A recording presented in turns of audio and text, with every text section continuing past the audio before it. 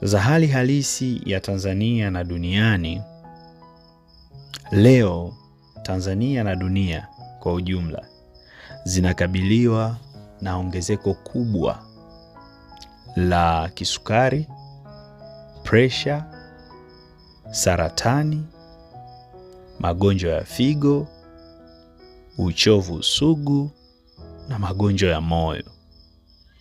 Ambapo sasa sababu kubwa ya magonjwa haya ni moja, au kwanza ni mfumo wa maisha kubadilika. Na pili ni matumizi ya vyakula vya viwandani. Lakini tatu ni msongo wa mawazo. 4, kutokufanya mazoezi. 5 ni kemikali nyingi kwenye mazingira na chakula. Lakini na 6 ni watu wengi wanatumia dawa lakini hawabadilishi mfumo wa maisha ambao unasababisha msongo wa uoksidishaji au tunasema oxidative stress. Ndio maana sasa elimu ya kinga ya mwili na elimu ya antioxidants ni muhimu sana katika kizazi cha sasa. Watu wengi hawajui kuwa moja ya chanzo kikubwa cha matatizo haya ni hali inayoitwa msongo wa uoksidishaji au oxidative stress.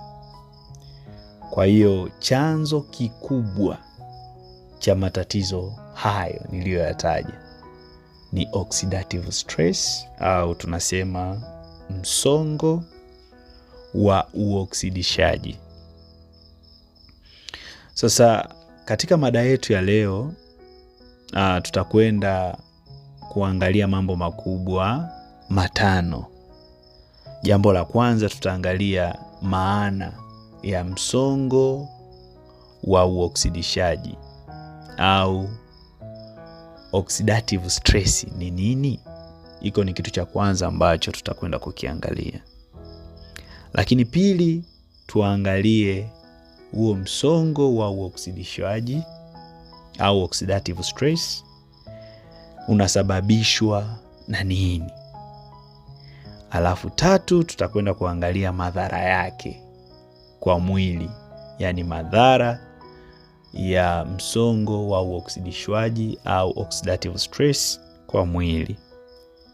Jambo la 4, tutakwenda kuangalia namna ya kujikinga na msongo wa uoksidishwaji au namna ya kujikinga na oxidative stress. Lakini kitu ambacho tutakiangalia cha 5 ambacho pia ni muhimu sana ni jinsi mazao ya nyuki yanavyoweza kusaidia afya ya mwili.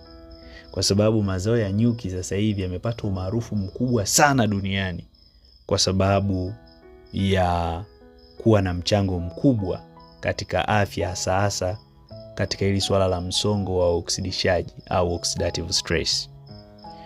Sasa tukianza jambo la kwanza, tuangalie kwanza oxidation ni nini. Tuangalie kwanza oxidation ni nini. Sasa kuna maneno mengine ni magumu sana kuyaweka kwa Kiswahili, lakini nitakapotoa maana nafikiri nitaeleweka. Nini maana ya oxidation?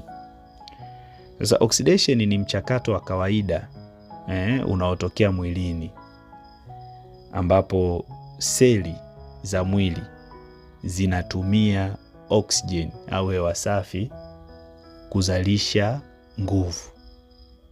Kwa hiyo tunapozungumzia swala la oxidation ni mchakato tu wa kawaida ambapo seli za mwili zinatumia hewa ya oxygen. Lengo ni kuzalisha nini? Nguvu au nishati, energy. Kwa mfano, tunapopumua, oxygen inaingia mwilini kusaidia kuzalisha nguvu za mwili. Kwa hiyo kitendo cha tunapopumua oxygen au hewa safi inaingia mwilini na kuzalisha nguvu au kuleta nishati, energy. Iko kitendo ndo kinaitwa oxidation. Sasa katika mchakato huo ambapo mwili unatumia oxygen au mchakato wa oxidation, katika huo mchakato ambapo mwili unavuta oxygen ili kuzalisha nguvu, kwamba chakula kipo, oxygen inavutwa, kile chakula kinavunjwa, kinazalishwa nguvu au nishati mwilini. Huo mchakato unavyoendelea unazalisha chembe hatari ambazo zinaitwa free radicals. Unazalisha chembe hatari ambazo zinaitwa free radicals. Sasa free radicals ni nini? Au tunaweza kusema chembe hatari. Hizi ni chembe ambazo hazijatulia, yani ziko free, hazijatulia, tunaweza kusema hazipo kwenye jozi. Free radical ni chembe ambazo hazina jozi au hazijatulia, au tunaweza kusema ni unstable molecules.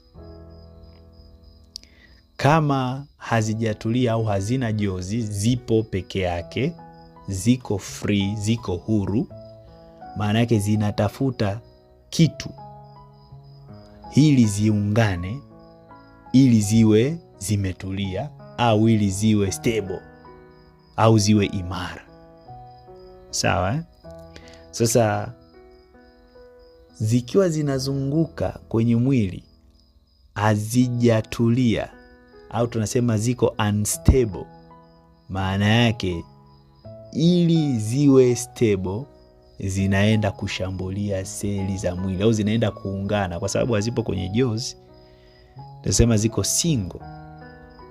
Kwa hiyo ili ziweze kutulia au ili ziweze kuwa stable, zinaenda kushambulia seli, na lengo lake ni zuri tu, ziende kwenye seli ili ziwe stable au ziwe imara, hizi free radicals. Sasa zinapoenda kwenye seli au kushambulia seli, zenyewe zinaenda kwa nia nzuri za kugain stability, lakini zinapoenda kuziungana na seli zinaleta madhara kwenye seli, Kwa hizi free radicals, kwa jina jingine tunaweza tukasema labda ni sumu, kwa lugha rahisi ni sumu hizi free radicals. Na mfano wa hizi free radicals, kuna free radical au chembe hatari, kwa Kiswahili tuziweke chembe hatari. Mfano wake mmoja ni superoxide radical. Superoxide radical, yani oxygen inavyoingia mwilini inaenda inaungana tena na electron nyingine au chaji hasi, inakuwa superoxide radical, ambayo hii ni chembe hatari, ambayo hii sasa ikiungana na electron, oxygen ikiungana na electron ikatengeneza hii chembe hatari ambayo tunaita ni free radical, ambao ni kwa mfano nimesema ya superoxide. Maana yake hii inakuwa ni sumu mwilini, kwa maana ya kwamba hii, kwa sababu inakuwa sio stable, haina jozi, inaenda kuungana na seli za mwili na inaziharibu seli za mwili. Mfano wa kwanza ni hiyo superoxide radical. Lakini mfano wa pili wa free radical ni hydroxyl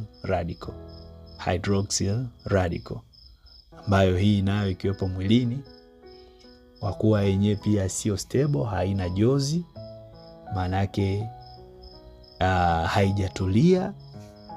Kwa hiyo ikiungana na seli, yenyewe inaungana kwa ajili ipate utulivu, lakini inapoungana na seli inaiharibu seli. Kwa hiyo hii ni sumu, hizi ni sumu mwilini. Sasa hizi chembe hatari au free radicals zinaweza kufanya mambo yafuatayo. Hizi free radicals zina uwezo wa kufanya mambo yafuatayo. Jambo la kwanza, inaweza kuharibu seli. Ina uwezo wa kuharibu seli. Jambo la pili,